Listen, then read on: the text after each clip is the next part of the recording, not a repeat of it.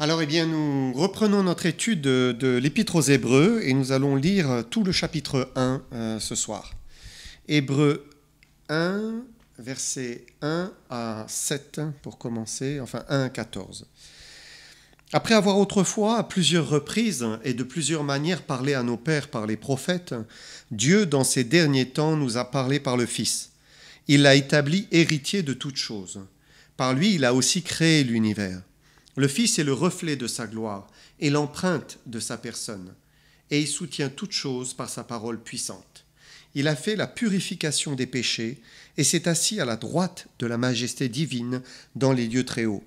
Il est devenu d'autant supérieur aux anges qu'il a hérité d'un nom plus excellent que le leur. Car auquel des anges Dieu a-t-il jamais dit « Tu es mon fils, je t'ai engendré aujourd'hui. Et encore, je serai pour lui un père, et il sera pour moi un fils. » Et de nouveau, lorsqu'il introduit dans le monde le premier-né, il dit que tous les anges de Dieu l'adorent. De plus, il dit des anges, il fait de ses anges des esprits et de ses serviteurs une flamme de feu. Mais il a dit au Fils, ton trône, ô Dieu, est éternel, le sceptre de ton règne est un sceptre d'équité. Tu as aimé la justice et tu as haï l'iniquité. C'est pourquoi, ô Dieu, ton Dieu t'a oint d'une huile de joie au-dessus de tes collègues. Et encore, toi, Seigneur, tu as au commencement fondé la terre, et les cieux sont l'ouvrage de tes mains. Ils périront, mais tu subsistes.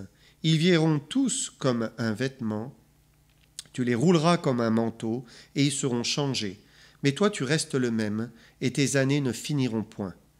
Et auquel des anges a-t-il jamais dit « Assieds-toi à ma droite, jusqu'à ce que je fasse de tes ennemis ton marchepied » Ne sont-ils pas tous des esprits au service de Dieu, envoyés pour exercer un ministère en faveur de ceux qui doivent hériter du salut?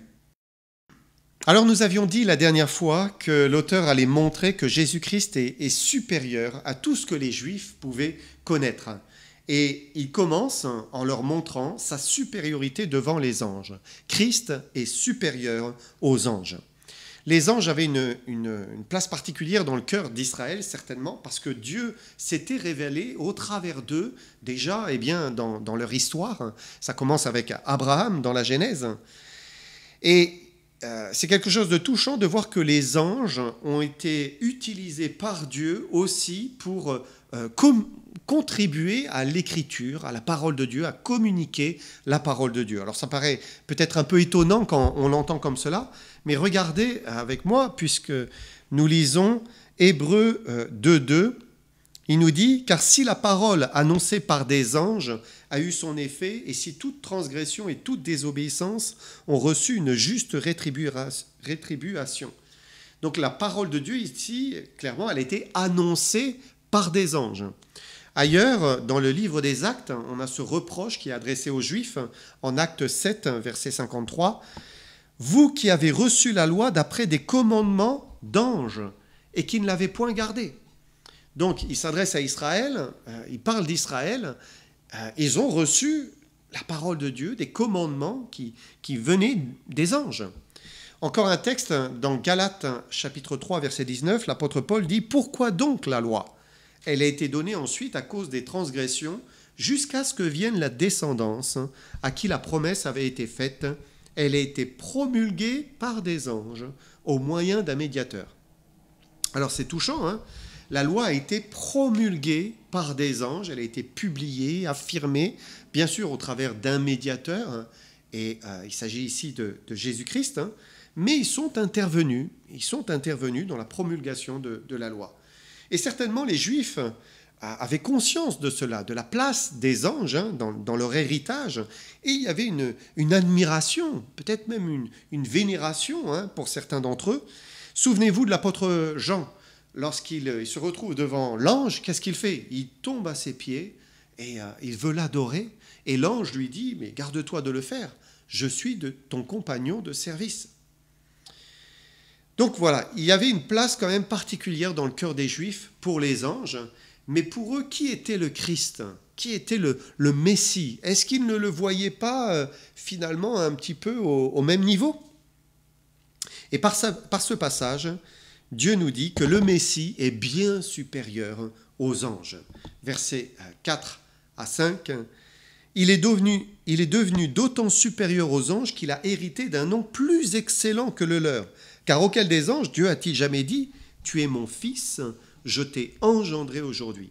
Et encore, je serai pour lui un père, et il sera pour moi un fils. » Et c'est la première chose qui nous permet de dire que Christ est supérieur aux anges. Le premier argument, c'est sa supériorité visible par son nom, par son qualificatif de fils de Dieu.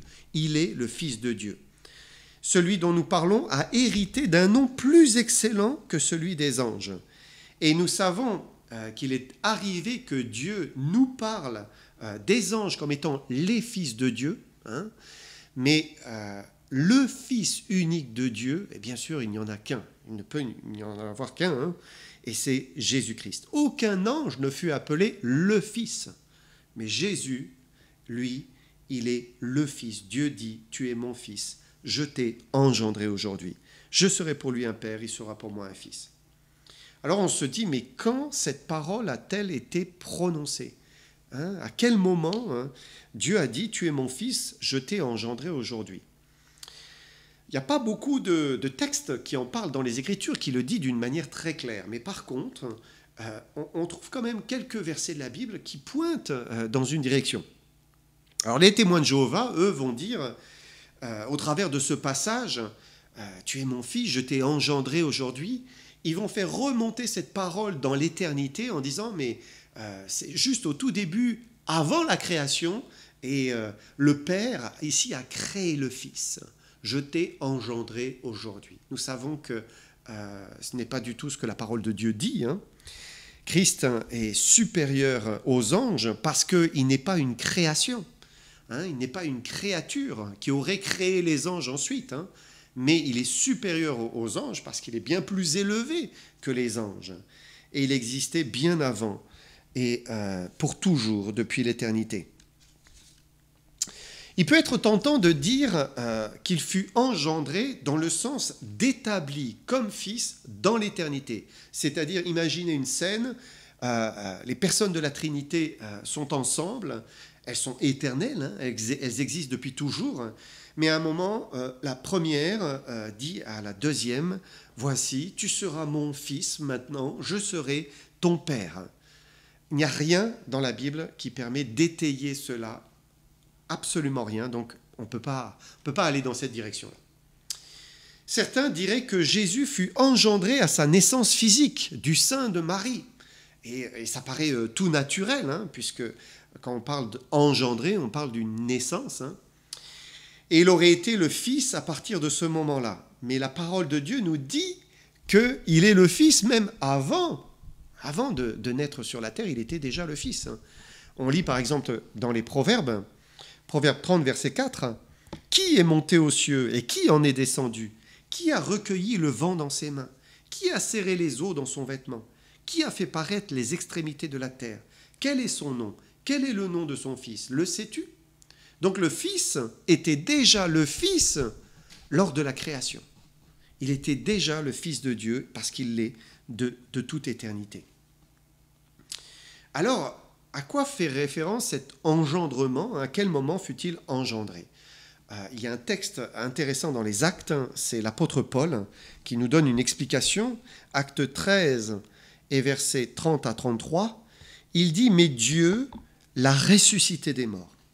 Il est apparu pendant plusieurs jours à ceux qui étaient montés avec lui de la Galilée à Jérusalem et qui sont maintenant ses témoins auprès du peuple. Et nous vous annonçons cette bonne nouvelle que la promesse faite à nos pères, Dieu l'a accomplie pour nous, leurs enfants, en ressuscitant Jésus, selon ce qui est écrit dans le psaume 2e, « Tu es mon fils, je t'ai engendré aujourd'hui. » Donc là, c'est l'apôtre Paul lui-même qui a reçu toute la révélation de la nouvelle alliance. C'est lui-même qui fait ce lien entre la résurrection et cette citation, cette parole qui a été donnée dans le psaume 2e, « Tu es mon fils, je t'ai engendré aujourd'hui. » C'est vraiment intéressant. Hein. Et si Jésus est le Fils depuis toujours, c'est comme s'il s'est passé quelque chose lors de la résurrection, lorsqu'il est sorti de la tombe, hein, comme s'il y a eu une déclaration solennelle, hein, une reconnaissance, hein, tu es mon fils, hein, je t'ai engendré aujourd'hui, une reconnaissance du Père devant tous. C'est aussi intéressant de voir ce que Paul va dire en Romains 1, verset 4. Il va dire, il concerne son fils, donc il parle de l'évangile, il concerne son fils né de la postérité de David selon la chair, déclaré fils de Dieu avec puissance par sa résurrection d'entre les morts. Jésus a été déclaré fils de Dieu avec puissance par la résurrection. Et donc si Christ a été engendré après la résurrection, c'est comme si c'est une reconnaissance du Père et une introduction du Fils dans le royaume céleste, une glorification, une élévation. Il a triomphé de la mort, il va rentrer en possession du royaume. Il est son Fils bien-aimé. Et quand on prend la citation du texte original, c'est-à-dire du psaume 2, c'est intéressant de regarder le contexte. Quand, eh bien, cela est-il dit? On va lire ensemble le psaume 2. Pourquoi ce tumulte parmi les nations, ces vaines pensées parmi les peuples? Pourquoi les rois de la terre se soulèvent-ils et les princes se liguent-ils avec eux contre l'Éternel et contre son oint? Brisons leurs liens, délivrons-nous de leurs chaînes, disent les hommes. Celui qui siège dans les cieux rit. Le Seigneur se moque d'eux. Puis il leur parle dans sa colère, il les épouvante dans sa fureur. C'est moi qui ai oint mon roi sur Sion, ma montagne sainte. Je publierai le décret. L'Éternel m'a dit, tu es mon fils, je t'ai engendré aujourd'hui. Demande-moi, je te donnerai les nations pour héritage, les extrémités de la terre pour possession. Tu les briseras avec une verge de fer, tu les briseras comme le vase d'un potier. Et maintenant, roi, conduisez-vous avec sagesse. Juge de la terre, recevez instruction. Servez l'Éternel avec crainte et réjouissez-vous avec tremblement. Baisez le Fils, de peur qu'il ne s'irrite et que vous ne périssiez dans votre voie, car sa colère est prompte à s'enflammer. Heureux tous ceux qui se confient en lui. Et le psaume nous parle clairement de son intronisation. C'est Christ qui est intronisé en tant que roi dans le millénium.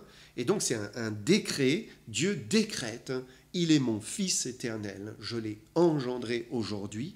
Et c'est lié, après la résurrection, donc, à sa prise de possession du règne. Voilà des explications sur cette parole qu'a prononcée le Père sur le Fils. Et sa venue sur terre, sa vie sans péché, sans jamais péché, sa crucifixion comme un coupable, sa mort, quoiqu'il était innocent, finalement son triomphe sur la mort, sa résurrection, et ensuite, eh bien, il arrive à sa prise de possession du royaume, conduit le Père à dire « Tu es mon Fils, je t'ai engendré aujourd'hui ». C'est une proclamation de la filiation du Fils éternel de Dieu. Il est son Fils depuis l'éternité, mais après la résurrection, après la possession, la prise de possession du royaume, Dieu le dit, il le décrète. Aucun ange n'a hérité de ce nom de Fils. Jésus est supérieur. Ensuite, deuxième chose permettant de dire que Christ est supérieur aux anges, deuxième argument, verset 6, nous lisons, « Et de nouveau, lorsqu'il introduit dans le monde le premier-né, il dit que tous les anges de Dieu l'adorent. » Et nous voyons encore ici la supériorité de Jésus-Christ sur les anges, puisque les anges l'adorent, ils adorent le Fils. Et on comprend que Jésus n'a pas simplement une position un peu plus élevée qu'eux, il n'est pas d'un rang simplement un peu supérieur, mais il est Dieu lui-même, puisqu'il n'y a que Dieu qui puisse être adoré. Toute la Bible nous montre qu'un seul est digne qu'on se prosterne devant lui, un seul est digne de recevoir tout notre intérêt, tout notre cœur, toute notre âme, tout notre esprit, je dirais pour les anges, et donc l'adoration. Et le Père a ordonné à toute la création céleste, à tous les anges, de reconnaître qu'il est Dieu, au même titre que lui-même. Il est supérieur aux anges. Jésus n'est pas juste un simple ange, un grand ange. Non, il est Dieu. Et les Juifs devaient comprendre cette vérité. Malheureusement, quand on regarde notre monde aujourd'hui, on voit que les hommes sont souvent friands de toutes les histoires qui concernent les anges. Il suffit d'aller dans une librairie, une grande librairie, chercher le rayon ésotérique ou religion, et là vous allez trouver une multitude d'ouvrages avec des titres comme par exemple « Mon ange gardien m'a sauvé »,« Prière à l'ange gardien »,« Qui est mon ange ?», « Le mystère des anges élucidé », liste de tous les anges célestes, etc. etc.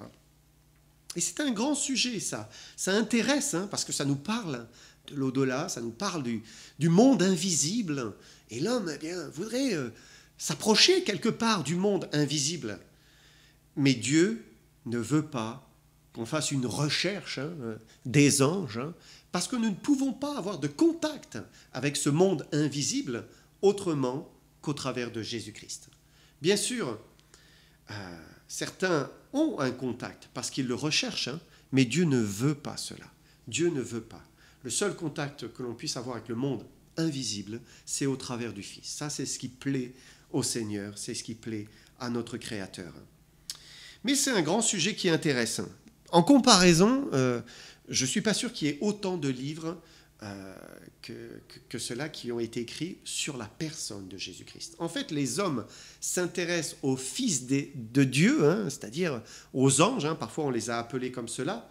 Ils s'intéressent donc à la créature au lieu de s'intéresser au Fils de Dieu, au Créateur. Et la connaissance du Fils unique est meilleure que la connaissance des anges.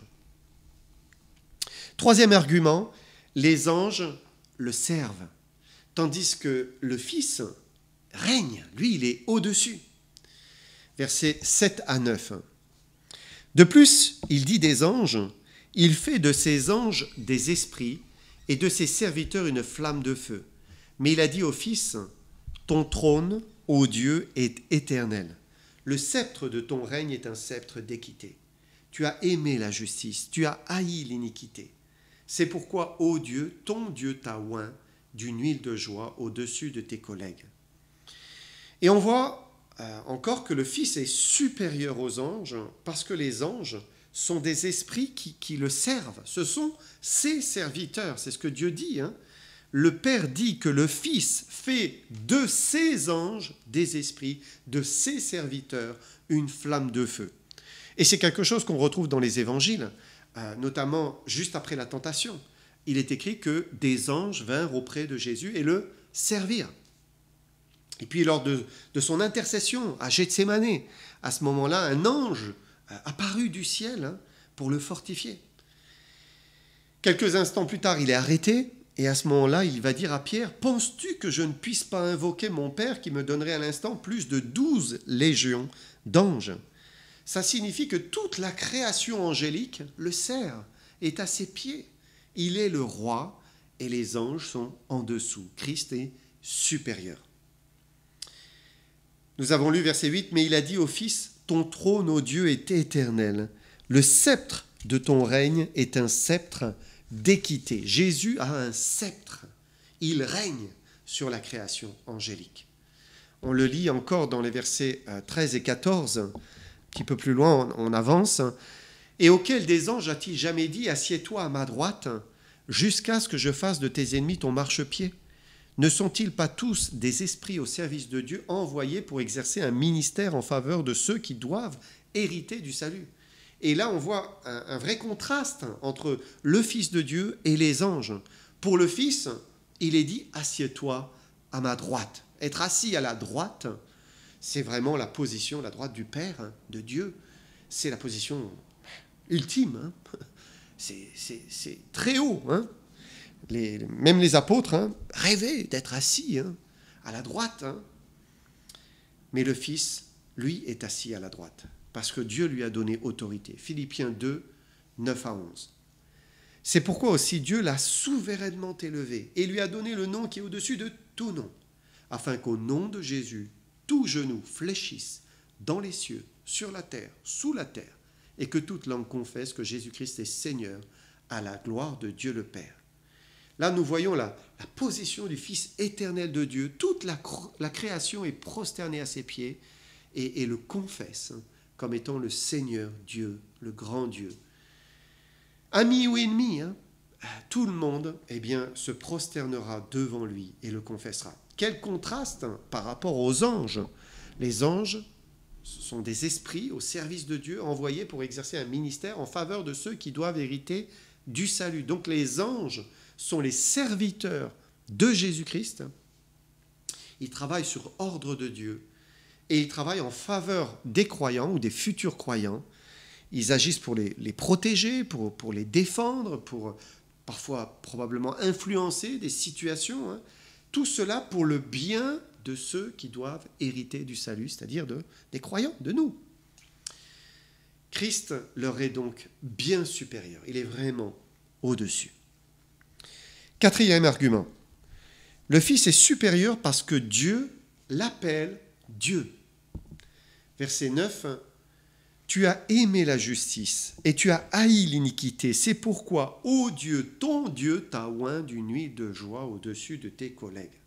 C'est une proclamation incroyable du Père, disant que le Fils est Dieu. Incroyable. Le Père s'adresse au Fils et dit « Ô Dieu ». Et là, on se demande, mais comment il est possible de nier la divinité de Jésus-Christ avec ce texte? On ne peut pas faire une pirouette.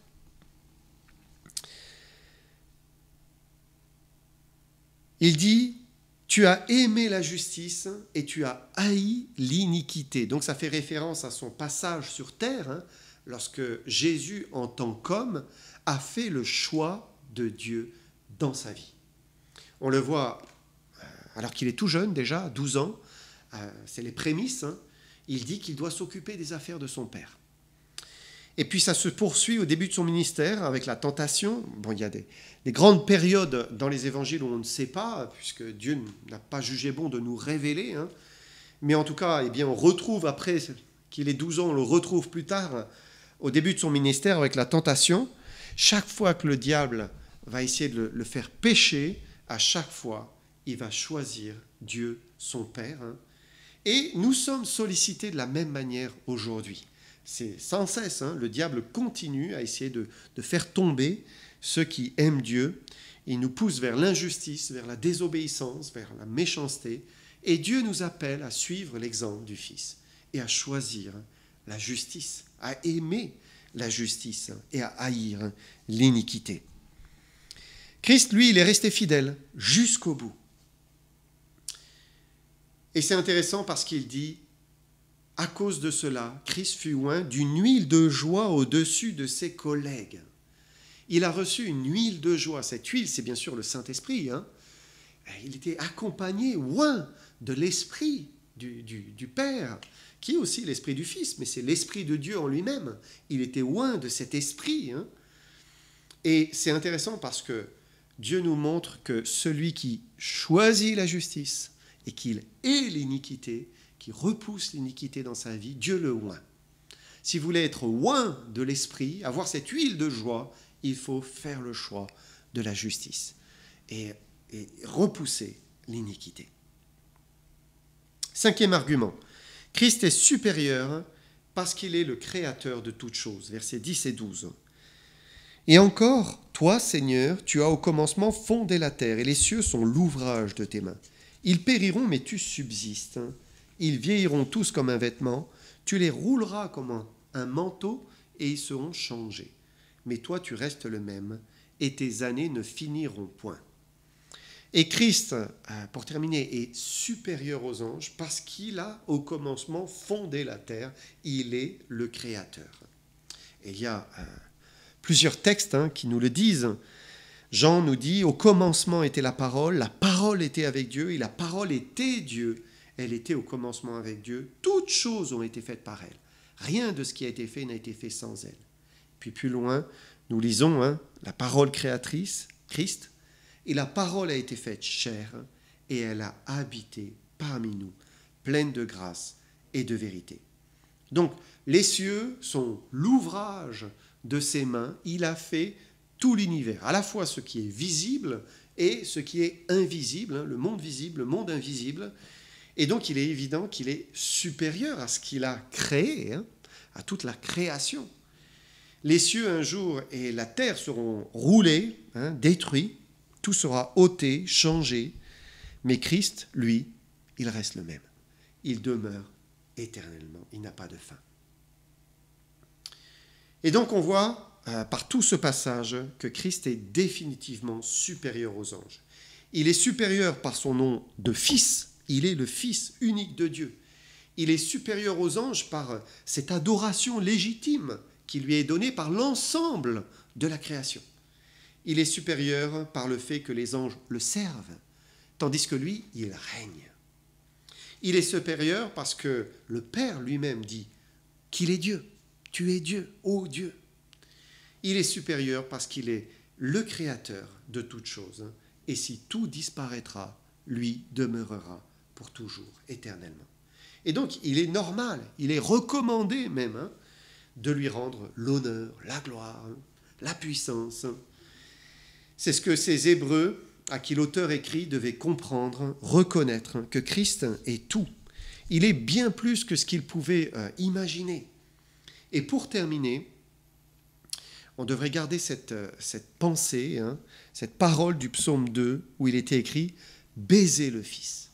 Nous devons baiser le Fils, c'est-à-dire eh bien, nous prosterner devant lui, hein, et faire comme cette femme qui est venue embrasser ses pieds, qui est venue se répandre devant le Fils. Nous aussi, nous sommes des créatures, hein, et nous devons lui rendre la gloire, l'honneur, la louange, l'adoration, la puissance. Hein, toutes choses lui reviennent. Rendons-lui cette adoration légitime.